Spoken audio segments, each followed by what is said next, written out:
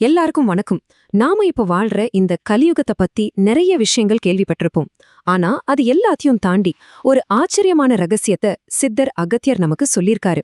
அது என்னவா இருக்கும்? வாங்க அத பத்தி தான் நாம இப்போ பார்க்க போறோம். இப்போ கலியுகம்னு சொன்னோன்னே நம்ம மனசுல என்ன தோணும்? எல்லா பக்கமும் ஒரே பிரச்சனை, குழப்பம், கஷ்டம், தர்மம்லாம் குறைஞ்சு போச்சுன்னு தான் நம்ம நினைப்போம் இல்லையா? ஆனா நம்மளோட இந்த பொதுவான நம்பிக்கைய மாத்த போற ஒரு விஷயத்தை தான் அகத்தியர் சொல்லிருக்கார். சரி, இந்த விஷயம் எங்க இருந்து நமக்கு கிடைச்சதுன்னு பாத்தீங்கன்னா, அதுதான் இதுல ரொம்ப முக்கியமான ஒண்ணு.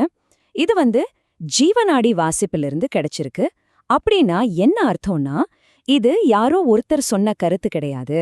இது சாட்சாத் மாமுனிவர் அகத்தியரோட நேரடி வாக்கு.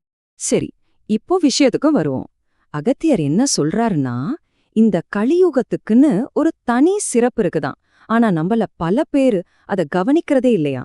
வாங்க அது என்னன்னு பாப்போம். அந்த ரகசியம் அது என்னன்னா, நம்ம சுத்தி எவ்வளவுதான் பிரச்சனைகள், கஷ்டங்கள் இருந்தாலும் இந்த கலியுகத்துல தான் இறைவனோட அருளும் சித்தர்களோட உதவியும் ரொம்ப ரொம்ப சுலபமா ரொம்ப வேகமா கிடைக்கும்னு சொல்றாரு. கேட்கவே ஆச்சரியமா இருக்குல்ல? மத்த யுகங்களை விட இந்த யுகத்துல தான் உதவி இவ்ளோ பக்கத்துல இருக்குதாம். ஓகே, இந்த சிறப்பு அருள் நமக்கு எப்படி கிடைக்கும்?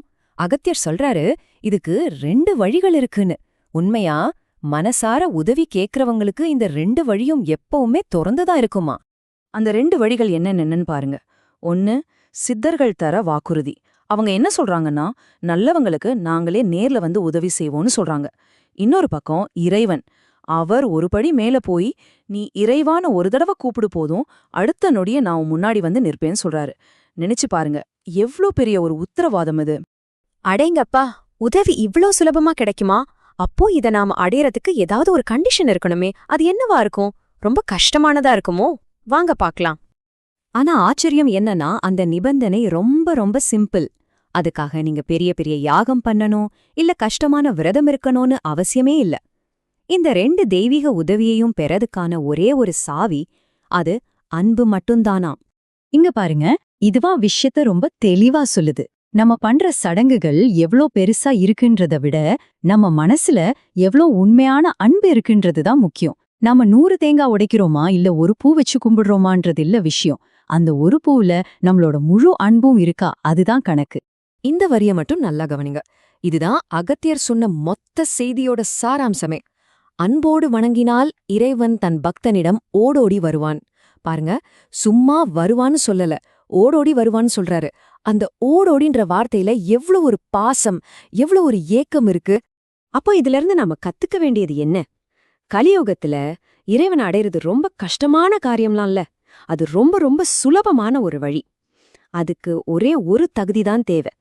அது சுத்தமான, வேற எந்த எதிர்பார்ப்பும் இல்லாத உண்மையான அன்பு.